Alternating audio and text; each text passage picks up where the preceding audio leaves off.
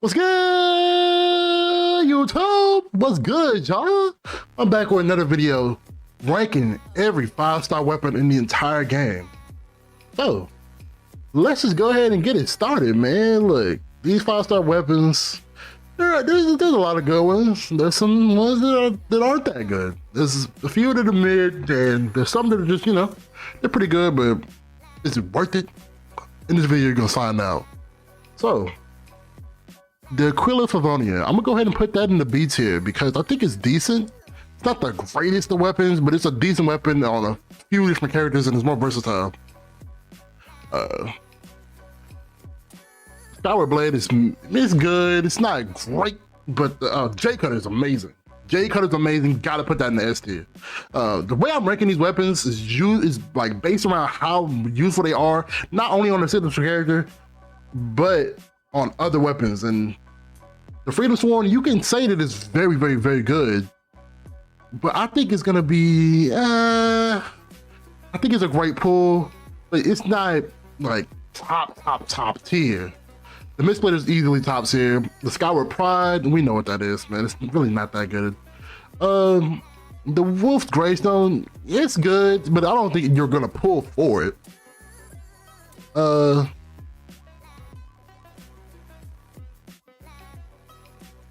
I had to put that in the future. The Vortex Vanquisher, it's like, it's mid, guys. We know it's mid. The Skyward Spine, it's pretty good. It's pretty good. The Skyward Spine is pretty good. You see the J Cutter, I had to put that in B tier.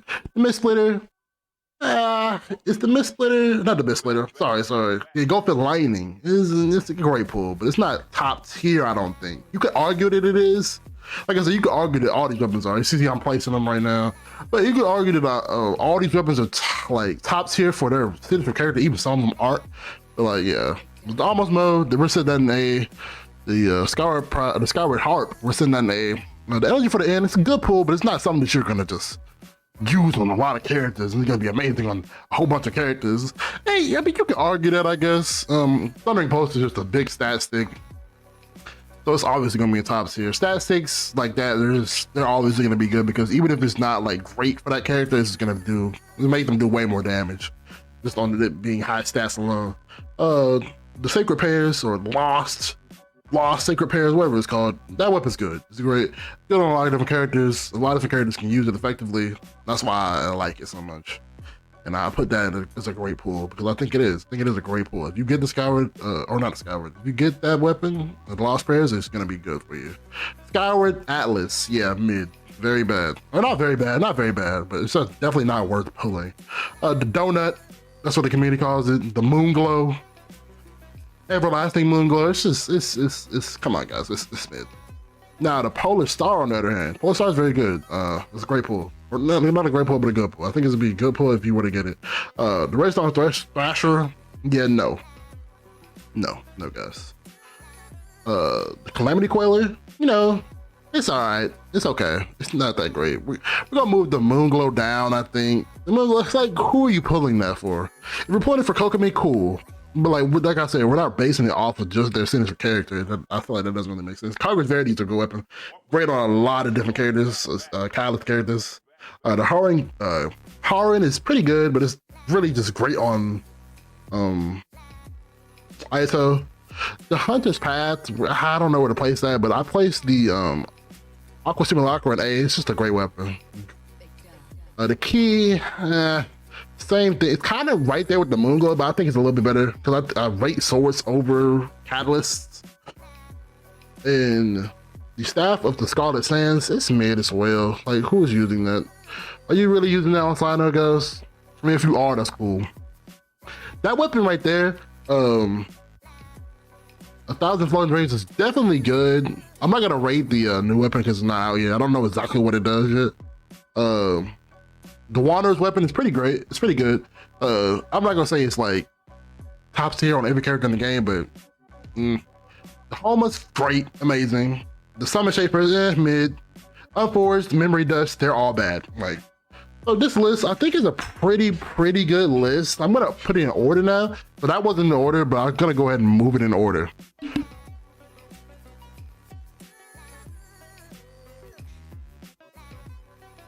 Yeah, so the F4 is probably the worst 5-star in the game. But the Red Thought Touch, you could, I mean, you can really put it up. You can really put it up. But like, Claymores, come on, guys. Come on, guys. Claymores, they're just not that great. They're just not that great, guys. They're just not. Like, you definitely move the Will's Gravestone up. DT, I think that's perfectly fine. I think that's a good order. You can move some of these weapons up based on your preference, but on my preference, this is obviously an opinionated video, but on my preference, this is how I will have it ranked for D.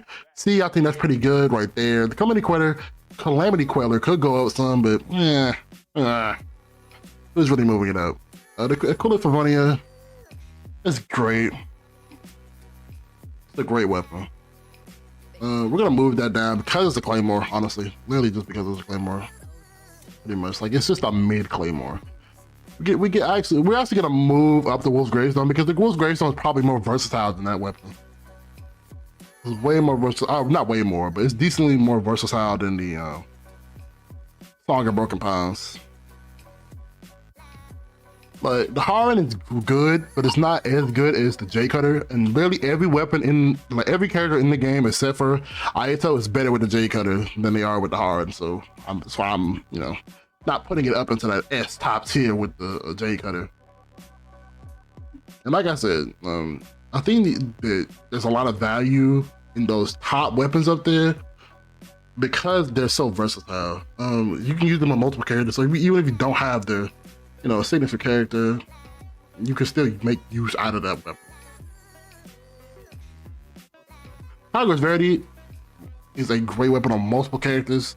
The Engulfing Lightning, you could argue the Engulfing Lightning is in top tier. You could argue, but there's not that many characters that use the Engulfing Lightning at a high level.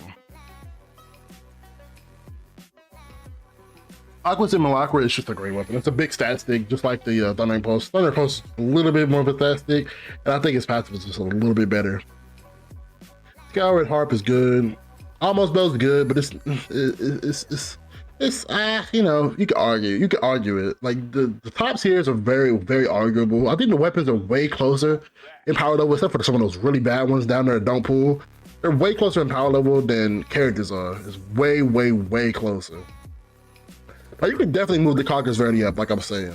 Thinking about it, it's probably not gonna move it up. The Mist Splitter is definitely more valuable than the Homa, I think. Like, I think I should move the Mist Splitter up. Yeah, gotta move the Mist Splitter up. Mist Splitter, Homa, and then J Cutter, and then Thundering Pulse. So I think this is the completed list, guys. I think this list is pretty good. You can definitely argue some of these. It's very arguable. Don't take this as 100% facts. It's not. It's just my opinion. But guys, you know where we're at. If you like this video, like, comment, subscribe, and I'm out.